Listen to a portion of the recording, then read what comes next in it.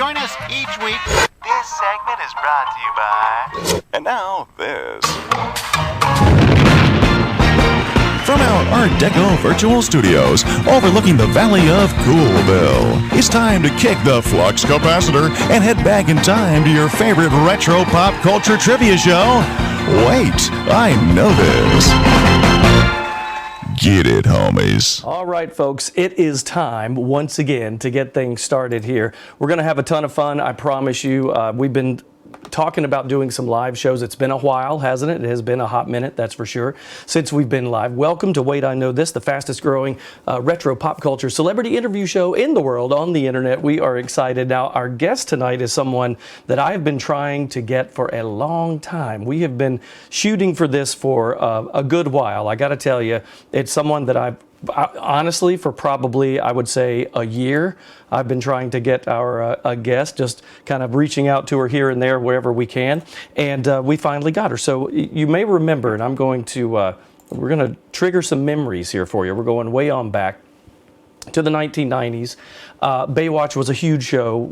Everybody watched that show, and celebrities came and went on that show. There were some that stayed for a long time. Most of them would start there and then launch to movies, which is exactly what our guest tonight did, and stayed in our public eye for so long, and still in our hearts, that's for sure. But I want everybody just to give a big shout out and a welcome to Erika Eleniak, who joins us now, and she has been around for a long time, doing great things and still all over the web. How are you today, Erika?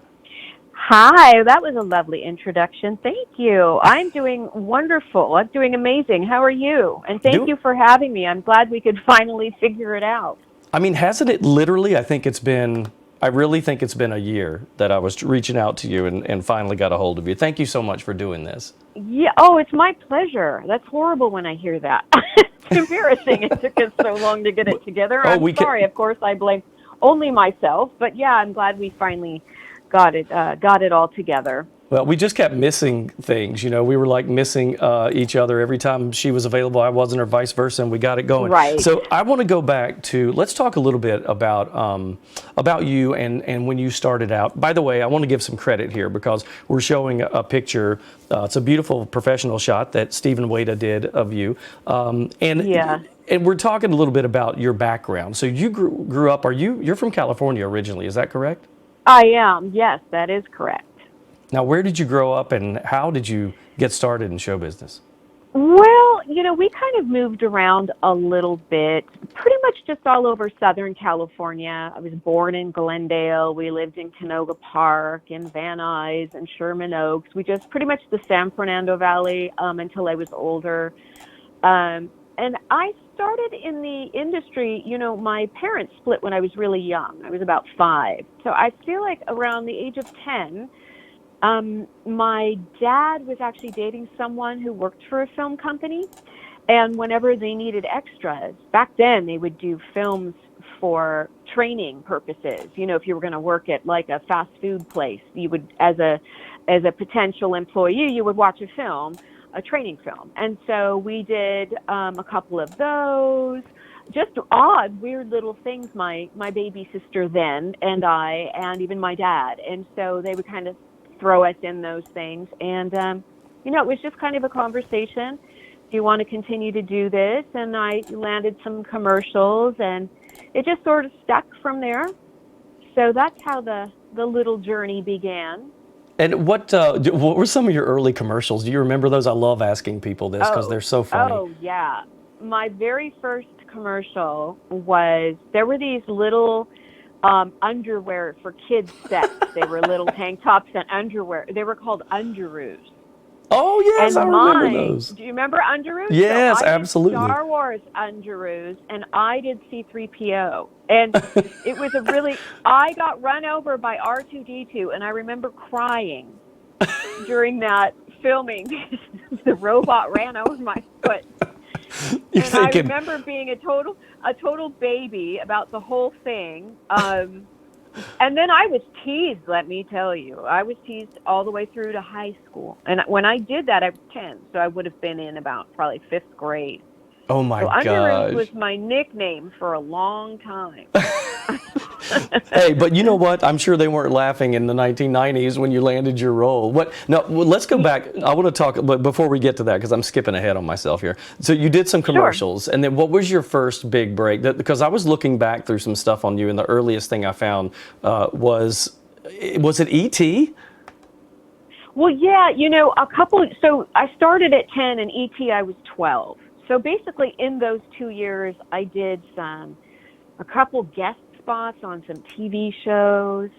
I did some plays. I worked in theater. I did some modeling. And then, in fact, I was in an acting class that was doing a showcase, just to show what the kids were doing at the Debbie Reynolds studio. And I remember, because my scene partner was an adult, because it was a father-daughter scene where most of the kids were working with other kids, we got to go and do the adult showcase as well. And in that audience, a talent scout for Stephen Spielberg was seated. Oh my gosh. So yeah, it was just serendipitous. It's just meant to be how, when you look back on your life, how fun and mysterious, and you can put all the pieces together, and how it all comes together is so fascinating. And yeah, so I was asked to go in and meet with Steven Spielberg and just talk with him, and there was nothing to read. That was the thing, there was a few lines that ended up being cut, and it was just kind of ad-libbed anyway in the classroom with the frogs, but it really wasn't a character in the script that had any lines or anything. So he just wanted to meet with the potential actresses, and so that's what we did. He, at the end of the interview, he said, "You want to be in my movie?" And I was like, "Yeah." Oh my gosh. When Spielberg says, "Do you want to be in the movie?" No, I don't think so. But mind you, now at 12, I really didn't have any concept of who Steven Spielberg was. Oh, and that's I true. certainly was not in awe like I am today, because I just didn't know. You know what I mean? I didn't know any better, and yeah. So he was just a really cool guy. That's incredible. Yeah. So that's how that came about, and so that was the first. But also too, that was very secretive. That whole thing was done in secret. They gave everyone, or at least us, probably the smaller players and day players and things, a fake title, a working title, and a little fun fact: it was called A Boy's Life. And at the beginning of the movie, I think it's the opening shot, where there's a boy doing his paper route. He goes through town, and there's the movie theater with the big marquee, and the name of the movie on the marquee is A Boy's Life. So that was kind of cool, to do these little cool things. But yeah, because especially back then, it may even still be the case today, I don't know, but there's always the panic or the concern that, because a big epic movie of these proportions takes a while to shoot and to edit, you could turn around and do a TV movie very quickly. So they were very protective of the material, that somebody didn't rip it off and make a quick, well, and rightfully so, because they're afraid. Right. I mean, that's a big risk, for any of that. Right. So let's talk about what, for people that don't know, talk about the ET role. What did you do? Well, the name, he actually gave me, again, another gift from Steven Spielberg, who was just so kind to me. He actually gave me a credit in the main cast. So when you pull up like the main cast, one of the last characters is called Pretty Girl, because I didn't have a name. And he gave me, it was just so sweet, but to give me an actual character name and title in the main drop-down credit was really special. Because that certainly, it was a small role. I'm at the bus stop, and so basically Elliot and I are in the same classroom together. And I have a crush on him.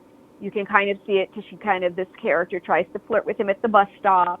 And then in the classroom, what's happening when we're studying, we're about to dissect frogs. This is the moment in the movie when E.T. is at home and has discovered the beer in the fridge. Oh, that's right. So E.T. gets drunk, and this is also one of the first times that we discover that whatever E.T. is feeling, Elliot is attached to that. They're synonymous with each other. So now he's feeling drunk in the classroom. And E.T. finds the remote control. So he grabs the remote and he's starting to flip channels on the TV, and he comes to the Maureen O'Hara, John Wayne scene where John grabs her in the wind and has this big dramatic kiss.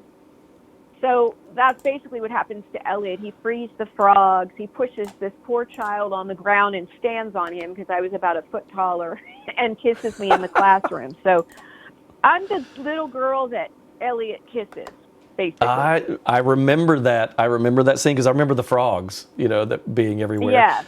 Now, I read somewhere that that neither one of you were all that excited about that kissing scene. You were like 12 and he was like 10 or something, right?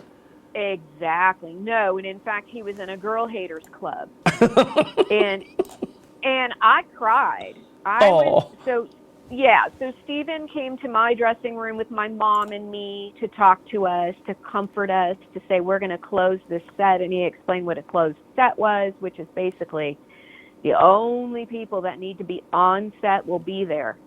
And even, in fact, those people that are running the monitor won't be in the room with you. We're going to move that little, they call it video village, and we're going to move it outside so that literally there's a camera operator and, a couple people in there that have to be there, and that's it. And so he calmed me down for a bit, and then he had to go speak to Henry as well. And, I don't know what he said to Henry, but we both got our talks, and we're just assured that everything would be fine and quick too. He would try not to torture us or do it too many times. Absolutely, yes. That's so cute. That's obviously to be able to say that you're a part of that movie is pretty big, because that's one of the greatest movies of all time in my book. Yeah, I agree. So you did that, and then 6 years later, and I finally found clips of this, which I can't show for copyright purposes, but if you're at home, Broken Angel and The Blob. The Blob cracked me up, by the way. That movie was, I love horror movies, and the cornier they are, the better, and that was awesome. So how old were you at that point? That was 1988. Well, you don't have to tell that if you don't want to give your age. Well, no, I'm 50. I'm loud and proud and proud of it. Welcome to the club, by the way. Would have been, I probably, so I graduated in 87 at 17, so 18, 18 or 19, probably 18. Yeah. And so in between those years, I did episodic. God, do you remember the show? They did a spin-off of the original, which I believe was black and white, was Leave It to Beaver. They tried to do a spin-off of the new generations of that family called Still the Beaver. And I remember doing an episode of Still the Beaver. Still the Beaver.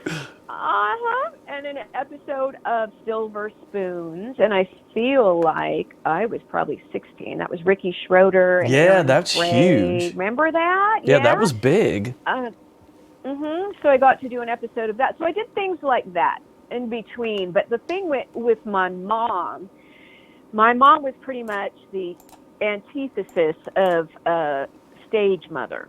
She wanted to keep me in school. She really didn't overly love me being in show business. That was kind of my dad's, starting me in that. Yep.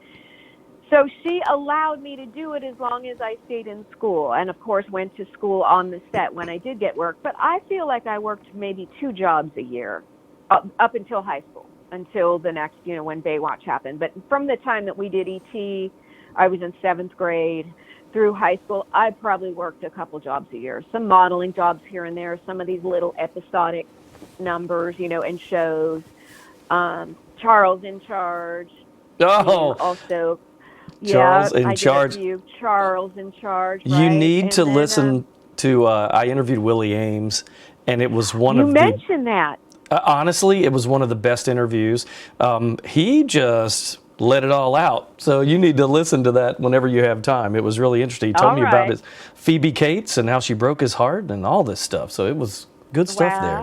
Yeah, you have to check that one out. So you did, so Charles in Charge and some TV things, but then, to give me the time period, then Baywatch for you was what year? Baywatch was I want to say, gosh, 89. See, the thing is, do you remember the movies of the week where Sunday night, that was a big deal? You had Loved your it. right, you had the competing networks, ABC, NBC, CBS, and it was that 8 o'clock or 9 o'clock movie? Yeah, 8 or 9, the Sunday night movie, yeah. Right. And then often those movies, if they did really well, would be kind of like a movie of the week backdoor pilot, if it did really well, right, to become a series. And that's kind of the way it went for Baywatch. So we shot a 2-hour movie, Panic at Malibu Pier. You remember the name. And then went on to do the series. So, gosh, I know I was right out of high school, but I feel like, because that was 87, so somewhere in 88 or 89 where we shot the movie, and then it takes a while, and then to get the series up and running. And that was, I mean, that had... I'm not sure. Obviously, that was your biggest break. Well, or yeah, would you say? I mean, definitely thus far, that was the biggest break up until that point, for sure. And it was NBC, and the funny thing about NBC is at the time it was pretty much the most conservative network. We had to really do everything by the book to get sponsorship because it was a really expensive show to do. And that's actually, a lot of people don't know this, but the show was not canceled because of ratings. We were number one in our time slot, but it was too expensive. And they wanted the gentleman who owned the rights at the time to come up with, like, I don't know what it was, but it was another $100,000 of his own money per show or something like that. Crazy. Yeah. And he actually ended up, relinquishing the rights eventually to the producers, creators, and David. But he ended up closing his studio. So it was a no-go, but NBC just felt like the show was so expensive because we had all these different units. You had your mainstream storylines, but then second unit and B unit and all the outdoor stuff. So yeah, so that was, it went down for about a year. And then it went back up when it became syndicated, and then it was not NBC anymore. Yeah, that was huge too. I mean, that franchise went on to just, I mean, it seems like it went on forever. 11 years, I believe. Wow, that's amazing. Now, so when I guess it's safe to say that launched you into the mainstream, and then you started doing more movies at that point. I know in the list that I saw was Daughter of the Streets in 1990, but for me, Under Siege was the first movie that I saw you in, and Steven Seagal was so huge at that point that, I mean, that's a frontliner movie. Tell me about that experience, and do you think that was one of your bigger movies? Oh, definitely. And I mean, to get to work with Tommy Lee Jones and Gary Busey as well, because I am a huge fan of both of their work and has been a huge fan of Tommy Lee Jones for so many years. That's just, the acting is incredible. And so, yeah, that was a good old-fashioned screen test for that film. So you audition, and then we got to the point of screen testing where a few ladies are, it comes down to the wire, and you actually go to a legit sort of setup, film set with the camera and crew. And, before they invest money in someone, they want to make sure there's going to be how you're going to look on the big screen. And I did that for Beverly Hillbillies as well, where they do good old-fashioned screen tests. And so it was quite the process. And we shot that in Mobile, Alabama for about 12 weeks, about 3 months. And I feel like there were about 6 women on set in total. That includes the wardrobe and script supervisor, and about 1,000 men. So it was definitely an interesting. I feel like I learned how to be diplomatic for the first time in my life at that time. I mean, when you look at the movie, you can tell that. Just forget the crew. You were. I mean, there were no other women hardly in that movie. No, and in fact, another little fun fact for you. They go back and forth between the room with all the heads of, every place, all the chiefs and everybody when we're on the phone having the gunfight, and then it goes back to the heads of office there. And so the one woman in that scene is actually Drew, I don't remember her last name, but she was our script supervisor. So that was like really cool. I love stuff like that. And Andy Davis directed that film, and he's such a wonderful man and brilliant director. And yeah, so it was an incredible experience. It was a very full experience. What was it like? A long time to be working with Seagal, because, I'll just be honest, you hear a lot of mixed reviews about him. I love his movies. They're so just fun and eye candy and just action. I love it. But, Right. I've heard mixed reviews. Your experience with him was okay? Right. For me, he just showed up and did his work. Like everyone, there are moods for sure. I mean, he definitely always had a big entourage around him, but some days he was, in a better mood than others in terms of being, focused or more relaxed and joking on set. But, that was pretty much it. He showed up, he did his thing, he, left. So, yeah, my experience with him was very professional. Good. Yeah, I'm glad to hear that, because sometimes you hear mixed things. But you know what you said is exactly right. Everybody has good and bad days. I mean, let's be honest. Right. Right. It's just the way it 100%. is. Yeah. So from, and by the way, I think I texted you this once when it seems like, first of all, Under Siege is on about 75 times a week. I see that movie everywhere on some cable network. Yeah. And I told you one time, I said, you must be getting crazy royalties. You're like, well, over time, that kind of diminishes a little bit. It does. It does. Yeah, every year it will go down. So it's funny. I'm, of course, incredibly grateful for every royalty. But I think there's a big misconception for sure. I've definitely received some 1 cent royalties. And those make me laugh the most, because I wonder how much it costs, not only for the postage, to print the check, to print the check, and then the paper, the envelope, and it literally for 1 penny. I remember sending that to my accountant. They didn't cash it. I didn't cash this one. I'm going to toss this one. They go down. So looking at some of your early movies, I know you did the Beverly Hillbillies in '93. That was a big one back in the day. And so if you look back over those, and I mean, I'm looking through the list right now. You've done a ton of stuff. How did I miss that you were in Bordello of Blood, by the way? I'm highly upset. I'm going to have to go back and watch that.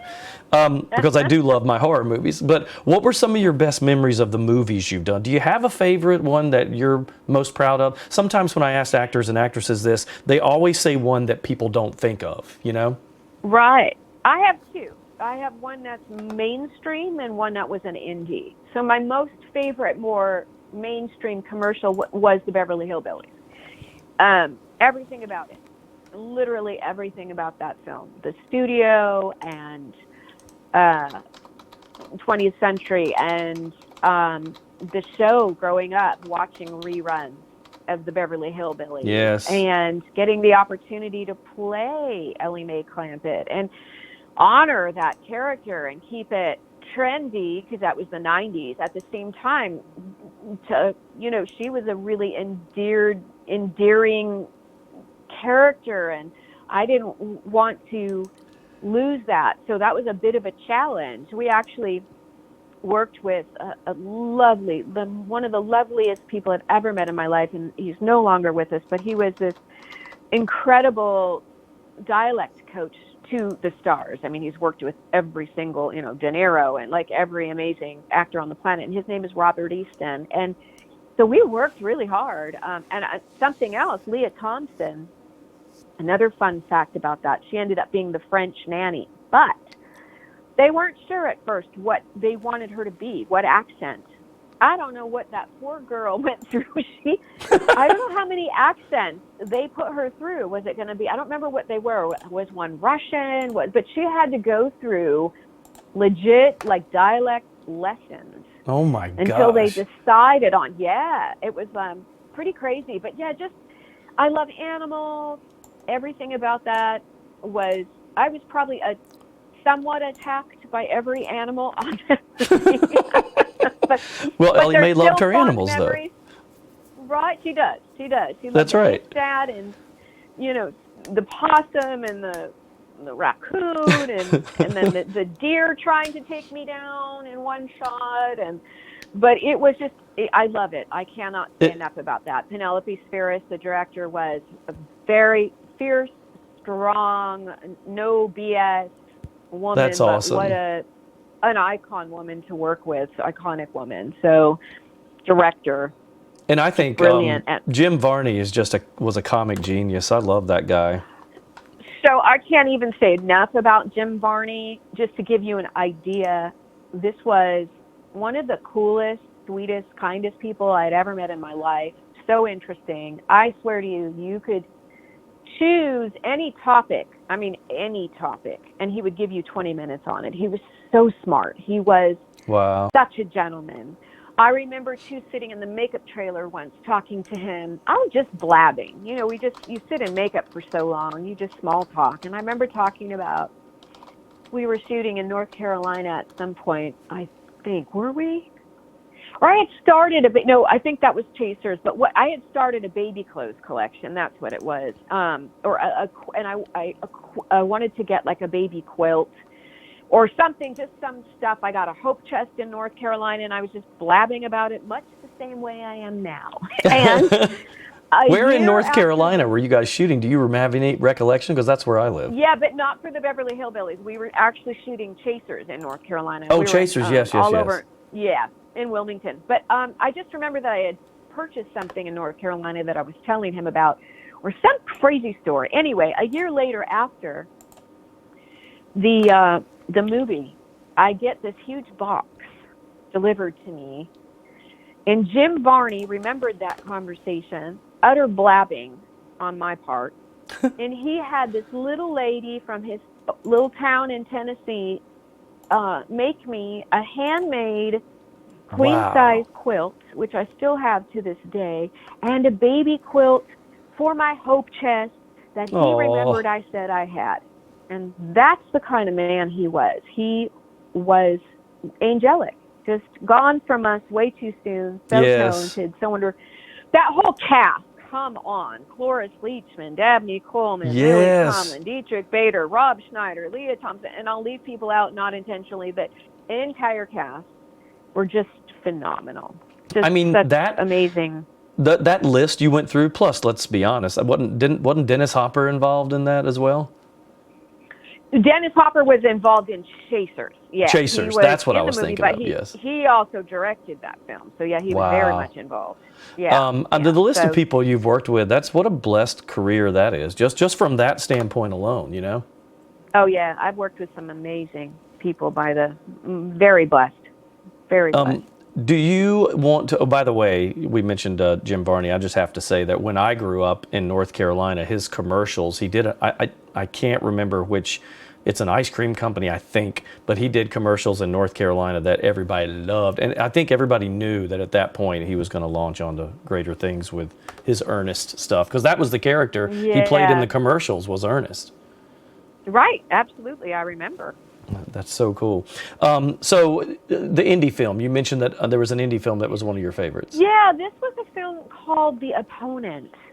And we were filming it right around the same time as Girl Fight with Michelle Rodriguez. And we actually had the same fight choreographer for some of our stuff. The storyline was basically a ring girl. That was the character I played, and like as in holding up the signs in a boxing ring and, you know, parading around. And I was in an abusive relationship and just sort of become enamored by the boxing sport. And so I become a boxer. And so you watch this girl, you know, come from smacking bubble gum to really, really training just down to the nitty gritty and becoming a boxer. And, you know, that movie was so low budget, and most of the things that we received were all sponsored. You know, everything was sponsored. I did my own fighting in that movie. I trained with 4 different coaches. We trained at the gym in Brooklyn where Holyfield trained, and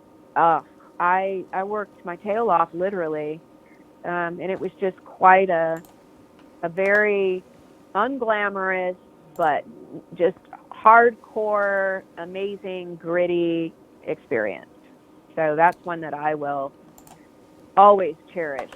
From an acting standpoint, it was really a cool challenge for me. I love those when you ask a celebrity what their favorites are, because you get answers that you never expect. And so that's one we'll have to look up. And that was, I was looking on the list as you said that. That was around 2000. Is that correct? Yes, exactly. So tell us what, so as you're moving on into movies, especially in the 90s. And then did you go through a period where you just sort of slowed down a little bit and said, I'm going to take a break from all this? Or how does that work? Because sometimes it gets to be, it's a lot in your psyche and a lot in your schedule to keep up with Hollywood. Sure. Well, I moved away, though. I moved out of California, out of Los Angeles. I actually moved to Alberta, Canada for 8.5 years. I did a film there and ended up going back and staying. I just loved it so much. And I'm also, I have Canadian citizenship as well. So, oh, wow. And I worked my tail off there too. We did a lot of American, foreign, Canadian co-pros too, where you have like financing that's from sort of the U.S. and internationally. And that was the cool thing, huge thing that Baywatch did for me.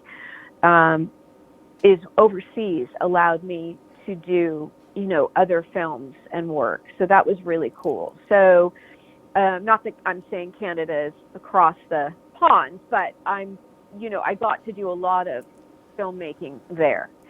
And so I worked a lot. But then I got pregnant with my daughter. And it was really at that point that I took a big step back so that Sure. I could just be with her, and raise her. And I moved back to the States when she was 3. So I'm back in California, and then just slowly, sort of gradually eased my way back in, just did a few things here and there, maybe a job or 2 jobs a year. But, I have always had so many other interests. It's funny.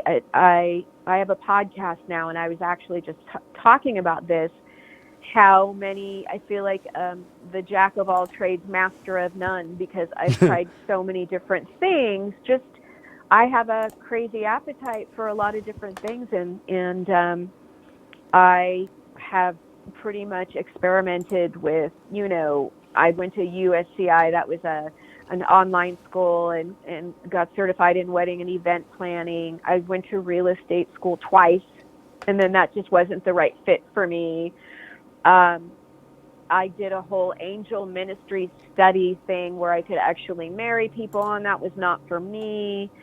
I wrote a kid's book, and I did some writing. Oh, I that's contributed to a book called Making It in High Heels, and this particular one was Women of Philanthropy and Charity, where I got to contribute a chapter. Just different things, just trying different things on, and some producing behind the scenes.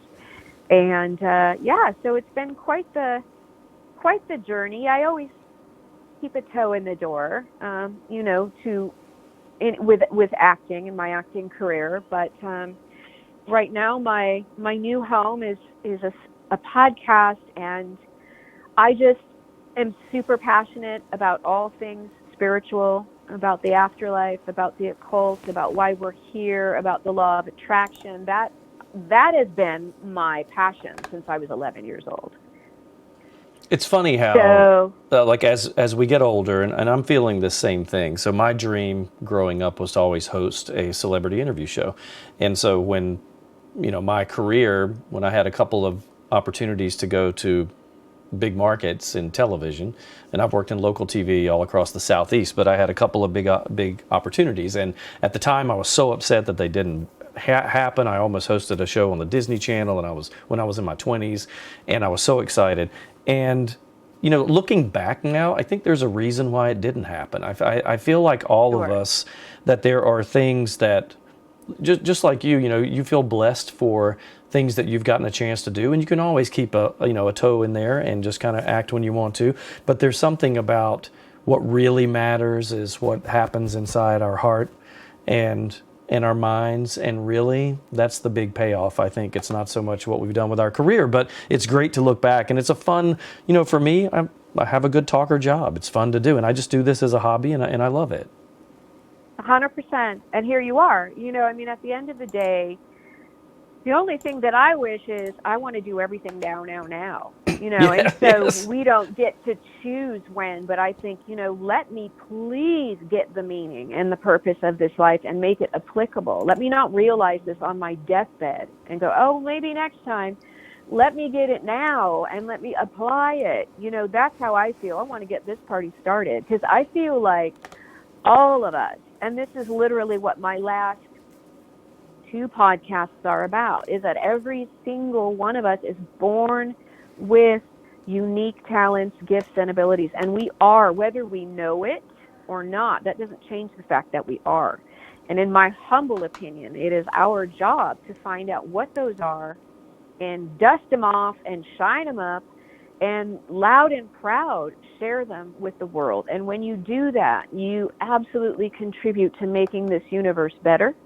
You inspire other people to do the same, to be brave, to have courage, to find their gifts. And it's what we do. We just pay it forward and we keep going. And so I tell young people all the time, listen to your likes and dislikes. Listen.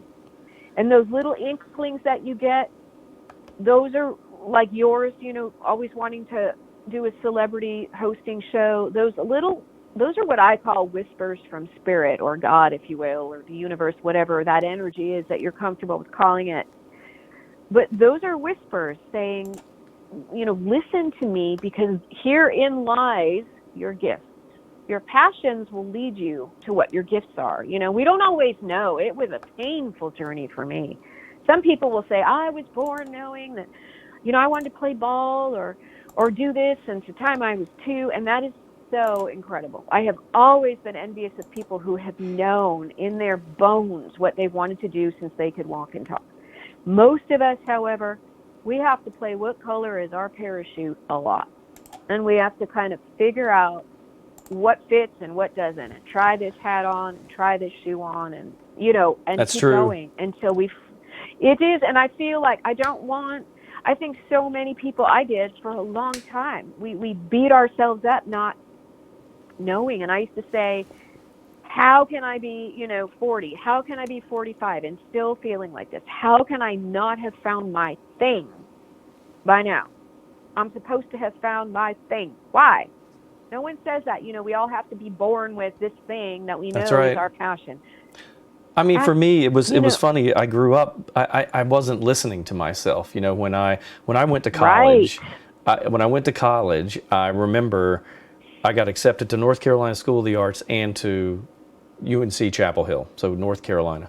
And in my mind, I had to make a decision between the arts and academics, which isn't true, but I thought that. And my dad was like, you do either, but we have no money to keep you up if you're a starving actor in New York. So I went to Carolina and I tried to major in chemistry. And that was a joke. I got to organic. I did like science a lot, but I got to organic chemistry, and that told me quickly that I was not going to be a chemist or a doctor. And my roommate was Right. my best friend from home, and he said, Chilton, you're not listening to where your heart is. What did you do when you were a kid? And you know what I did? I used to sit in my room with a card table and a little microphone and tape recorder and pretend like I was hosting a show. Isn't that? and See, there it is. Everybody out there, please listen, listen. Go It's back to your true. childhood. Just listen to those whispers because that is so spot on. It's so That is true. spot Tell us on. about Yeah? your podcast, because I want to know where everybody can get a hold of this. Oh, thank you. So it's called Spiritual Alchemy, Developing Your Higher Consciousness with Erika Eleniak. And pretty much anywhere you might want a podcast, iHeartRadio podcast, Google Podcast, Apple Podcast, Spotify. And then also my website, which is realericaeleniakblog.com. That also has I always upload my my latest podcast there. So there's a variety of ways that you can find it. And I've got 10 episodes going, and basically it's called Spiritual Alchemy because if you ask me, I'm not one to label. It's too hard, and I change my mind too much. I have a major appetite, as I said, for all things spiritual. So I'm a spiritual alchemist. I'm everything, and I'm nothing. That's kind of the way I describe myself. And I have spent years and years studying various religions and theories and theosophies, and I've just tried on so many different things. I've kind of created my own little mixed salad of what I feel like, what my beliefs are, and what works. And a big part of that is the law of attraction. I think what you believe, really believe, is the reality that you're going to create. And I have 100%. up right now, I have your podcast on iHeart.com if people want to take a look at it. I'm showing it right now so everybody can see and get a hold of that. Good for you. I'm so glad that, finding a peace in who we are and what we do in life is so important. And it sounds like you've kind of reached where you are. As you look back and you're talking to people who love to watch you over the years, what do you say? What do you say to people, your fans who have watched you over the years and they still kind of keep up with you and that type of thing? What do you want people to walk away from and say about you as we all get older? Oh gosh, that's a deep one, isn't it? Did I throw you a curveball? No, it's a great question. But it's deep. I think, first of all, thank you. I'm so grateful for you following me, because I could not ever do, none of us actors can do what we do if you guys aren't liking what we're putting out. We just couldn't, so thank you. It's a give and take, I hope. I always really tried to make sure that I had diversity in my career, and I feel like I really got to do that. That was a blessing. It wasn't easy. I created a lot of obstacles for myself with some of the decisions that I made when I was younger and had to work really hard. So by being able to do different roles, the diversity of it would be nice if people, maybe thought that I entertained them and that I had a wide variety of diversity in the characters and the roles that I played. And just, it's nice to be able to inspire people. That'll just take me right back to what I'm doing now. And what I said earlier is that every single one of us is here to leave this place better than the way we found it when we came into it. That's how I feel. That's so true. If we can inspire each other to do that, job well done. Yes. And, you're living on purpose. So if I can do that, and if I've done that for anyone, then just thank you. I'm so grateful for the opportunity to have been able to do that. Well, that is phenomenal. Thank you so much for taking time out. And gosh, I could have gone on forever asking about a bunch of other movies. You've just done a lot of cool stuff, and your career has been. You've done fun things, you've done serious things, deep things, and it seems like you found your place. Good luck in the best job in the world, which is being a mom. I'm sure, because I have 4 kids. We identify with that. It's the greatest thing. Yes. It's the toughest and the best thing we'll ever do. To be a parent, a good parent. I always say she gave me legs. And I don't mean that figuratively. I just feel like I was, in terms of the way that I live now and what you said earlier, when you get older, you learn what's important. Well, have a child, and that'll really wake you up and turn your world upside down. So I feel like I was sleepwalking until my daughter was born. It centers you. It centers you, and it brings you back to where you should have been all along, really. Right. It gives you life. So she has given me life 100%.